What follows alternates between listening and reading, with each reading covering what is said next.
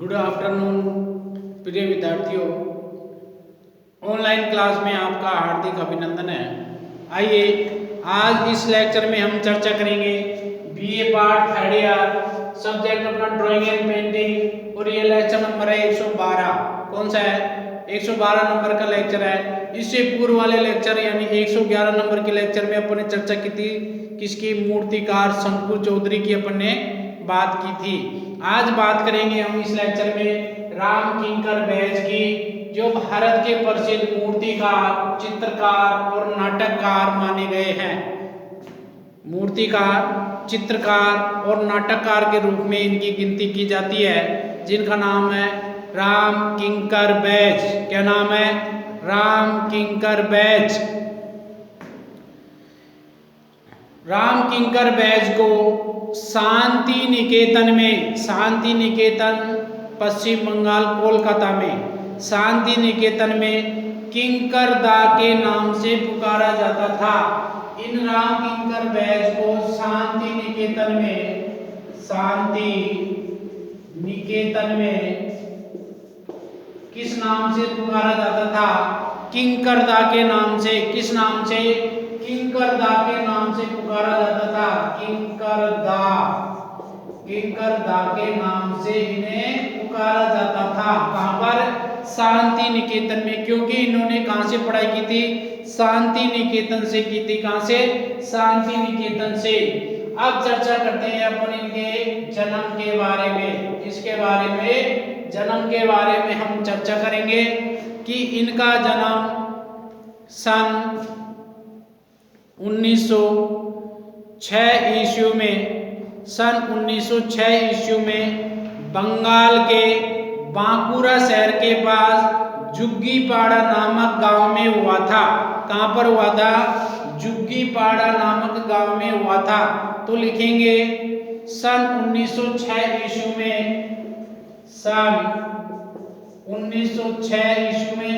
देखो कई किताबों में इनका जन्म दे रखा है 1910, 1910,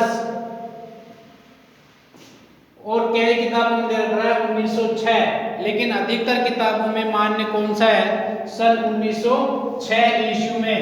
तो सन 1906 ईस्वी में कौन सी जगह?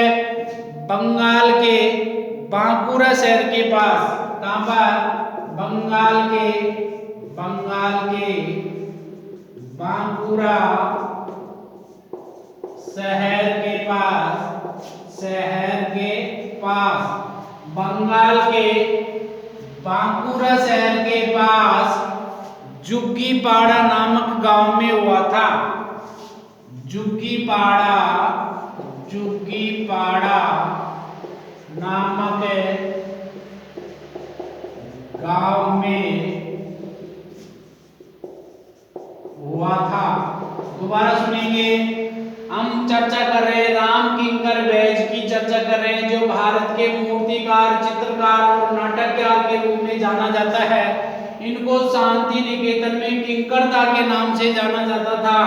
अब इनके जन्म के बारे में हम चर्चा कर रहे हैं। तो इनका जन्म सन 1906 ईस्वी में बंगाल के बांकुरा शहर के पास जुग्गीपाड़ा नामक गांव में हुआ था। क्वेश्चन ये आएगा कि राम किंकर बैज का जन्म कब और कहां हुआ था? तो इनका जन्म 1906 ईस्वी में बंगाल के पास बांकुरा शहर के जुग्गीपाड़ा नामक गांव में इनका जन्म हुआ था। अब चर्चा करेंगे इनकी प्रारंभिक शिक्षा। किसके बारे में? प्रारंभिक शिक्षा या आरंभिक शिक्षा। प्रारंभिक शिक्षा, इनकी प्रारंभिक शिक्षा, इनकी प्रारंभिक शिक्षा कहां पर हुई थी? बांकुरा शहर में हुई थी। कहां पर हुई थी? इस बांकुरा शहर में इनकी प्रारंभिक शिक्षा हुई थी, और वहीं से उनकी कला के प्रति रुझान भी जागृत हो गया था। उनके कला के प्रति रुझान भी कहां से जागृत हो गया था? अपनी प्रारंभिक शिक्षा जो इन्होंने बांकुरा शहर से की थी, स्कूल से ही ये कलाकारी में इंटरेस्ट रखने लग गए, यानी कि रुचि लेने लग गए थे। सर्वप्रथम इनकी प्रतिभा को सन 1925 ईस्वी में मॉडर्न रिव्यू के संस्थापक, जिनका नाम था रामानंद चटर्जी, क्या नाम था? रामानंद चटर्जी, वो एक मॉडर्न रिव्यू एक संस्था थी, उसके संस्थापक थे। उन्होंने इनकी इस कला रुचि को पहचाना।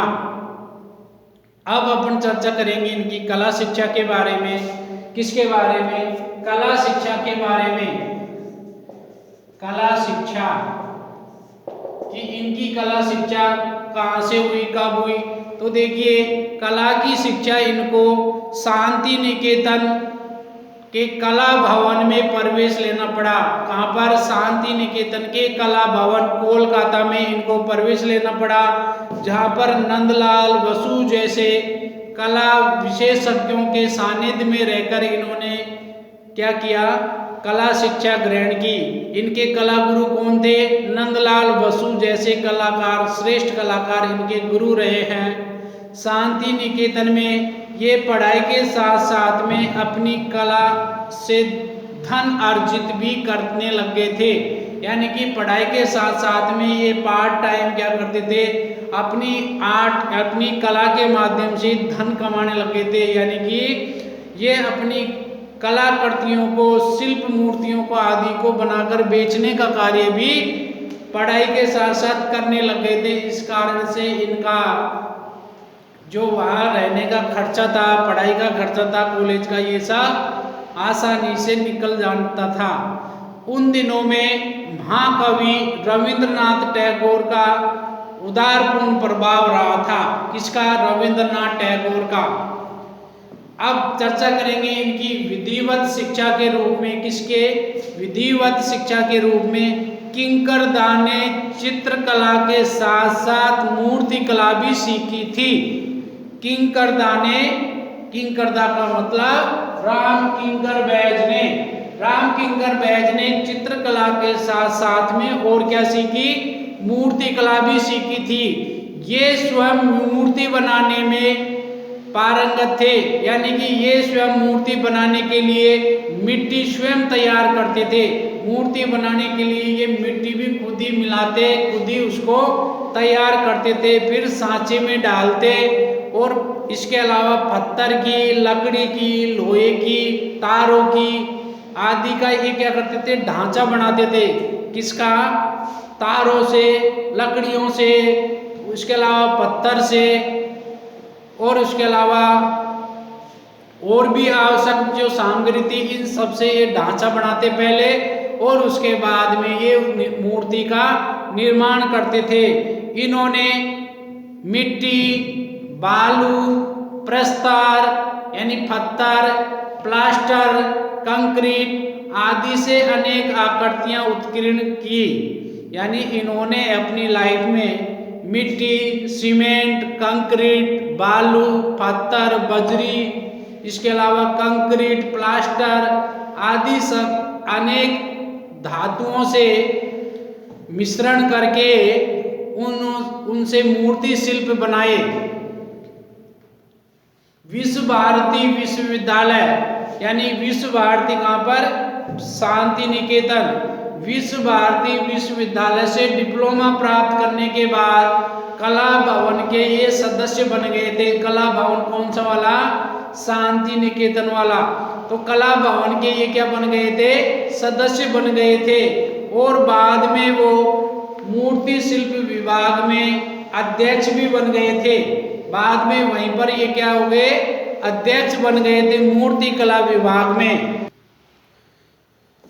1935 में उनकी रचनात्मक प्रतिमा का विकास हुआ।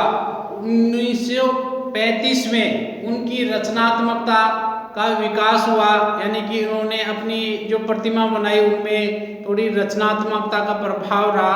1938 ईस्वी में शांति निकेतन के खुले आसमान में, यानी कि 1937-38 की बात है, 1938 में इन्होंने शांति निकेतन के खुले आकाश में उन्होंने कंक्रीट से और सीमेंट से एक मूर्ति बनाई जिसका नाम था संथाल परिवार। उस मूर्ति शिल्प का क्या नाम था? संथाल परिवार का निर्माण किया। तो लिखेंगे आप नोट्स के रूप में सन 1938 ईस्वी में, सन 1938 ईस्वी में शांति निकेतन में, कहां पर? शांति निकेतन में खुले आकाश के नीचे, शांति निकेतन के खुले आकाश के नीचे, खुले आकाश के नीचे सीमेंट कंक्रीट से, सीमेंट कंक्रीट से संथाल परिवार, किस नाम से? संथाल परिवार नामक मूर्ति शिल्प का निर्माण किया, निर्माण किया। 1938 ईस्वी में शांति निकेतन के खुले आकाश के नीचे सीमेंट कंक्रीट से, किससे? सीमेंट कंक्रीट से और संथाल परिवार नामक मूर्ति शिल्प का निर्माण किया। किसने किया? रामकिंकर बैज ने। रामकिंकर बैज ने सन 1938 में शांति निकेतन के खुले आकाश के नीचे सीमेंट और कंक्रीट से संथाल परिवार नामक मूर्ति शिल्प का निर्माण किया और उसकी ऊंचाई 427 सेंटीमीटर थी। इसकी ऊंचाई कितनी थी? 427 सेंटीमीटर थी। कितनी थी? 427 सेंटीमीटर इसकी क्या थी? ऊंचाई थी। यानी कि 427 सेंटीमीटर ऊंचा ये मूर्ति शिल्प बनाया, जिसका नाम दिया गया संथाल परिवार। और ये किससे बनाया हुआ था? सीमेंट कंक्रीट से। और ये कहाँ बनाया था? शांति निकेतन के खुले आकाश के नीचे। और कब बनाया? 1938 में। और किसने बनाया? रामकिंकर बैज ने। एक ही लाइन में से 5 क्वेश्चन बन जाते हैं। इसके अलावा अपन अब चर्चा करेंगे इनके प्रमुख मूर्ति शिल्प कौन कौन से थे। इनके प्रमुख मूर्ति शिल्पों के बारे में अपन चर्चा कर रहे हैं। इनके प्रमुख मूर्ति शिल्प, इनके प्रमुख मूर्ति शिल्प, इनके प्रमुख मूर्ति शिल्प और कौन कौन से हैं? अभी अपन ने चर्चा की संथाल परिवार। कौन सा? संथाल परिवार। ये संथाल परिवार ये सीमेंट और कंक्रीट से बनाया था और इसकी जो लंबाई यानी ऊंचाई थी ये कितनी थी? 427 सेंटीमीटर। कितनी थी? 427 सेंटीमीटर। और ये शांति निकेतन के खुले आकाश के नीचे बनाया था। इसके अलावा दोपहरी की विश्रांति में श्रमिक, कौन सा? दोपहरी की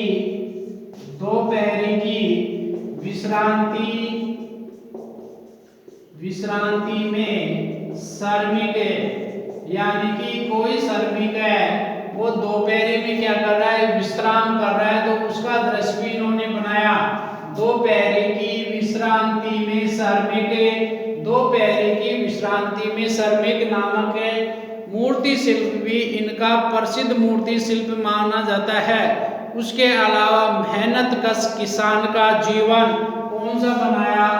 मेहनत कश किसान का जीवन, किसान का जीवन, मेहनत कश किसान का जीवन नामक मूर्ति शिल्प भी इन्होंने बनाया था। उसके अलावा यक्ष यक्षिणी की 24 फीट ऊंची 2 मूर्तियां बनाई। कौन सी? यक्ष यक्षिणी। यक्ष यक्षिणियों की 24 फीट ऊंची मूर्ति शिल्प भी इन्होंने बनाई। कौन सी? यक्ष यक्षिणी। यक्ष यक्षिणी की कितनी फीट ऊंची? 24 फीट ऊंची। 24 फीट ऊंची। 24 फीट ऊंची मूर्ति शिल्प बनाई इन्होंने। किसकी बनाई? यक्ष यक्षिणियों की। और पत्थर की बनी ये दो मूर्तियां हैं। ये जो मूर्तियां हैं ये किसकी बनी हुई है? ये पत्थर की। किसकी बनी हुई है? पत्थर की। और कितनी मूर्तियां हैं? दो मूर्तियां हैं। कितनी मूर्तियां हैं?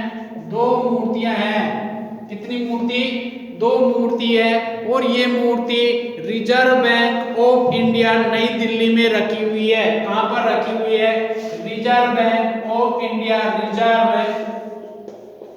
बैंक ऑफ इंडिया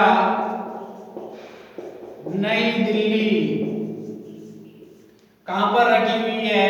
ये मूर्तियां रखी हुई है रिजर्व बैंक ऑफ इंडिया नई दिल्ली। कहां पर? रिजर्व बैंक ऑफ इंडिया नई दिल्ली में इनकी ये मूर्तियां रखी हुई है। इसके अलावा टैगोर का पोर्ट्रेट भी इन्होंने बनाया था। क्या बनाया था? टैगोर का पोर्ट्रेट। टैगोर का पोर्ट्रेट भी इन्होंने बनाया था। टैगोर का पोर्ट्रेट। टैगोर के पोर्ट्रेट के अलावा इन्होंने बनाया पार्श्व चित्र मूर्ति शिल्प प्लास्टर में।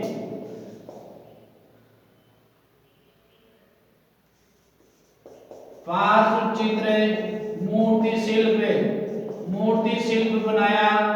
पार्श्व चित्र नाम है इसका मूर्ति शिल्प का। और ये प्लास्टर में बनाया। किसमें बनाया? पेरिस को प्लास्टर में बनाया था। एक बार दोबारा से देखेंगे। अपन इनके मूर्ति शिल्पों के बारे में चर्चा कर रहे थे कि रामकिंकर बैज ने कौन कौन से मूर्ति शिल्प बनाए थे। देखिए इनके प्रमुख मूर्ति शिल्पों में संथाल परिवार। कौन सा? संथाल परिवार नामक मूर्ति शिल्प प्राप्त हुआ। जो इन्होंने कब बनाया था? ये बनाया था 1938 ईस्वी में शांति निकेतन के खुले आकाश के नीचे बनाया था। किससे बनाया था? ये सीमेंट और कंक्रीट से मिक्स करके बनाया था संथाल परिवार। इसकी ऊंचाई 427 सेंटीमीटर है। इसके अलावा दोपहरी की विश्रांति में श्रमिक। दोपहरी की विश्रांति में श्रमिक ये भी इनका प्रसिद्ध मूर्ति शिल्प रहा। मेहनत कश किसान का जीवन ये मूर्ति शिल्प भी इनका ही है। यक्ष यक्षिणी यानी एक यक्ष और एक यक्षिणी की दो मूर्तियां बनी हुई है। ये 24 फीट ऊंची है। कितनी है? 24 फीट ऊंची है। पत्थर की बनी हुई है। दो मूर्तियां हैं। और ये रिजर्व बैंक ऑफ इंडिया नई दिल्ली में रखी हुई है। क्वेश्चन ये आएगा कि रामकिंकर बैज की यक्ष यक्षिणियों की मूर्ति कहां पर रखी हुई है? तो आपका सीधा उत्तर हो जाएगा रिजर्व बैंक ऑफ इंडिया नई दिल्ली में इनकी दोनों मूर्तियां रखी हुई है। जो पत्थर की बनी हुई है, जो 24 फीट ऊंची है, जिनका नाम यक्ष यक्षिणी है। इधर टैगोर का पोर्ट्रेट बनाया और पार्श्व चित्र मूर्ति शिल्प भी बनाया जो प्लास्टर में बना हुआ है। ये तो थे इनके प्रमुख मूर्ति शिल्प। अपन ने चर्चा की थी कि ये चित्रकार भी थे। क्या थे? चित्रकार। तो इनके चित्रों के बारे में भी चर्चा करते हैं। तो देखिए इनके प्रमुख चित्र कौन कौन से थे। इनके प्रमुख चित्रों में इन्होंने व्यक्ति चित्र बनाए यानी कि पोर्ट्रेट सबसे ज्यादा बनाए।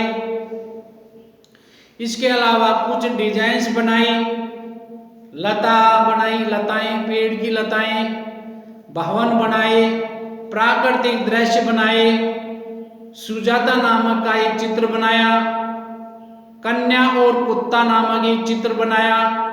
इसके अलावा यक्ष यक्षी के चित्र बनाए, मील कोल बनाए यानी कि मील में कार्य करने वाले मजदूर लोगों को बनाया, अनाज की ओसाई बनाई।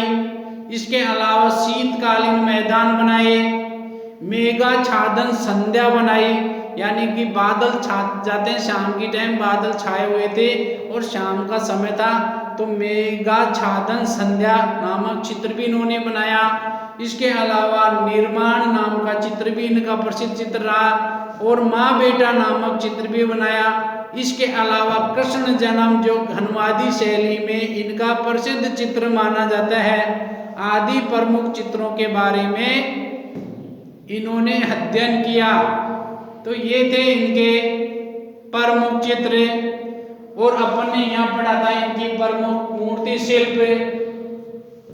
इसके बाद में इन्होंने कहाँ कहाँ पर अपनी कला प्रदर्शनी लगाई, इनको अपनी लाइफ में कौन कौन से सम्मान और पुरस्कार प्राप्त हुए, इनके चित्र और इनके मूर्ति शिल्प आज हम किन संग्रहालयों में देख सकते हैं, इन सब की चर्चा करेंगे हम नेक्स्ट लेक्चर में। चलो मिलते हैं नेक्स्ट लेक्चर में, तब तक के लिए जय हिंद, जय भारत, भारत माता की जय हो।